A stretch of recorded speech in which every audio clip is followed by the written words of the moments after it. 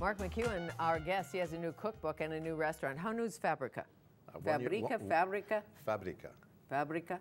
I think Fabrica is a fabric softener. Oh, it probably is great. Let's not eat that. No.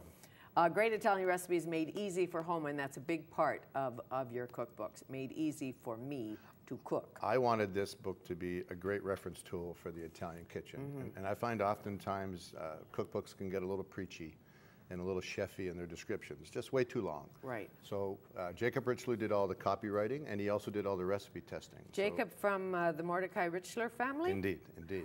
He's a real food nut and an amazing is. food writer. And he's very thoughtful about how he puts conversation together in terms of how the recipes fall together. Well, he's a good writer. And he is. It's in his genes, I hear tell. Indeed. Not only that, the pictures are magnificent. Yes, James C. did the photography for this, did a spectacular job. Same gentleman that did the first book for us. This one is, every time you do something, you get a little better at it. Sure. When I sit back and read the book, I'm very pleased because I think the average person can relate to all these dishes.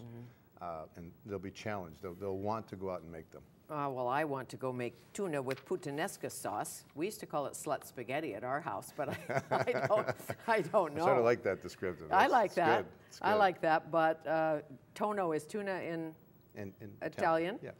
Okay, so there you go. Now, this mushroom thing. Well, you're the king of mushrooms out here on the West Coast. No kidding. So Did you find all those in Vancouver, sir? I did not. I did not. Okay, someone did. Darlene brought them in from Urban Fare, I believe. But you have lobster mushrooms and chanterelle and hen of the woods and porcinis, pine mushrooms. So West Coast is just is the territory for mushrooms.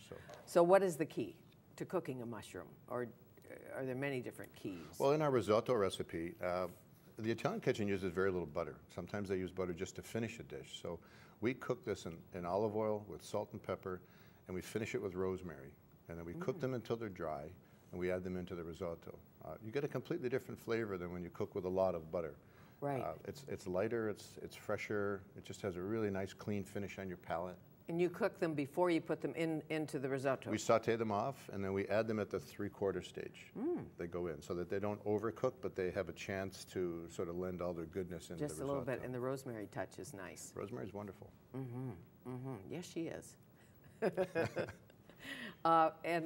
This is over here on This is plate just a sampling of crostinis, and the humble crostini, as we describe it in the book, is sort of elevated to another level for me.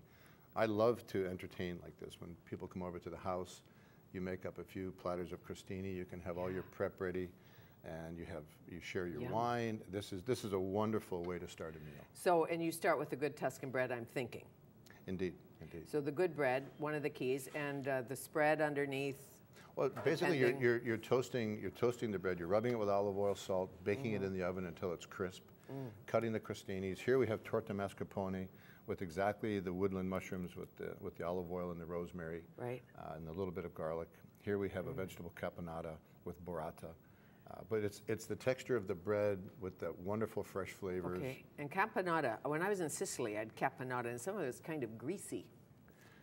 You know what I mean? Well, they probably added too much oil. Is that it? What's in caponata? Oh, zucchinis. Eggplant, onion, garlic, cooked out. Do you, what's the right chef term? Do you bleed the eggplant or dry it before you cook it, or do you bother? You should salt it. You should lightly salt it, and then cook it until it's really molten inside. Okay. Undercooked eggplant is really quite terrible. It really is. Yeah, it's like shoe leather. You have to know how to cook it. You have to cook it until it's soft. It's like overcooked fettuccine. Indeed. Really awful. Really gluey. You have a recipe in the book, the fettuccine with crab and poached egg. I love egg in pasta. Yeah. There is egg in pasta, right? But egg on pasta is delicious. Well, the poached egg, when you break the yolk and it mixes with the sauce, it makes this incredibly rich dish. We've had huge reviews to that. Really? I have people telling me, like, centering it out and saying that's my favorite lifetime pasta. We made a dish on the weekend. We'd been out for Italian food at the Quattro in Whistler and came home with this spaghetti for Italians only, threw it into some scrambled eggs, and then into the oven in the morning. Voila, like I love pretty hot cold frittata. Pasta the day after. Yeah, me too. I love and the Italian pizza. kitchen that way. Seared scallops. butter-basted scallops or just seared scallops? Seared we scallops with a little cured tomato? Yeah, we sear them. We sear them in olive oil, get a good crust on them. But all the dishes are sort of 1, 2, 3 components all the way through the book. So from an ingredient side, they're really accessible, easy to find, and the recipes are easy to follow. And I think that's the beauty of the book. So I'm hoping that this book will sit in your kitchen soiled, it'll be tagged, you'll have pages turned, and you'll have your favorites. We like messy cookbooks. Well, that's the sign of a good cookbook. I'm thinking. Yeah. And now they have those little plastic things you can put around the page. Who cares, you know? No, I like the drips and the spots. Yeah, me too. Pan roasted baby chicken. What's the trick? Basically, you want to crisp up your skin. So the best thing is that you're basting it in your pan. You're working with a good high heat, and all the goodness of a chicken is from the skin and below the skin. And when you cook your chicken, you want to cook it on the bone. You're going to get a completely different flavor. And do we overcook it in North America? I know the French don't. Well, we're very frightened of salmonella and poisoning and any pink on the leg of the chicken. Right. You know, you certainly don't want to be eating your chicken underdone. No. But you certainly don't want to overcook it either. No. And beans, the perfect fruit. I love beans. They tell me. And you have a lot of beans in here. Dressed up beans, dressed down beans. But yeah, well, very humble actually. The food is humble beginnings. We're using very few of the tender cuts of meat. We're using just standard produce that you find in the market, but it's done more like your nonna would do it, like good grandmother's recipes with sophisticated basics. Yeah. And that to me is the best cooking. Me too. So, and the antipasti and the starters and what about prosciutto, air-dried prosciutto and things like that, like the charcuterie?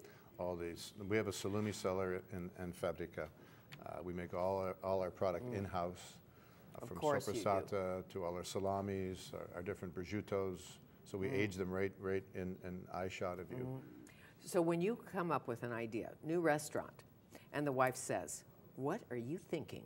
Or does she? Each and every time. Each and every time. Are you nuts? No, we've been together for 26 years, married together 30. She knew me when the most valuable thing I owned was my leather jacket.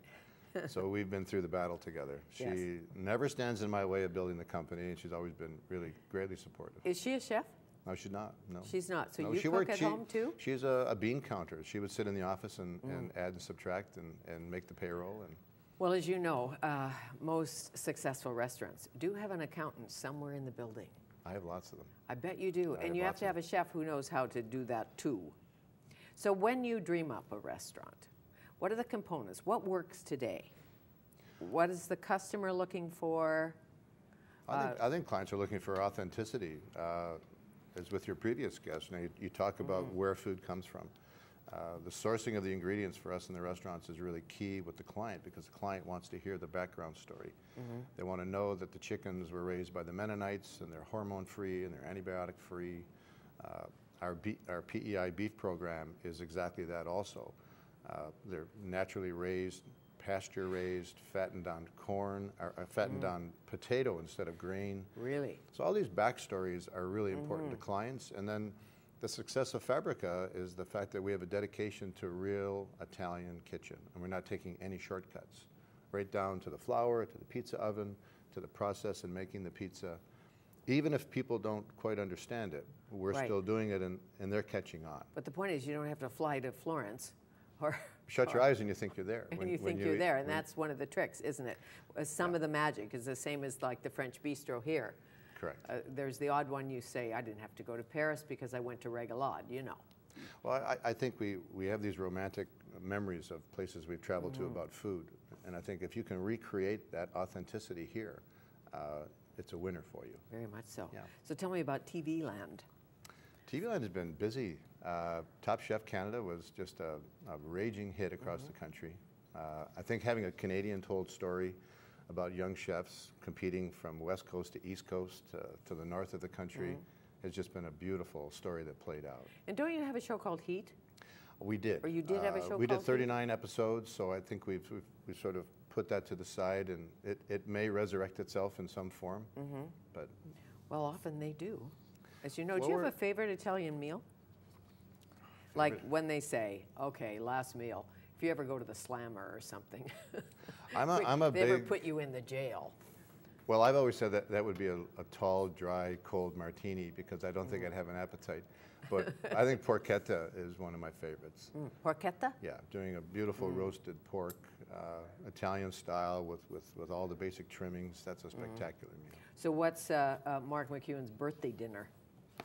My birthday dinner is anything my wife wants to cook. I see. Usually she takes me out. We cook at the cottage. Our life in the city is very busy.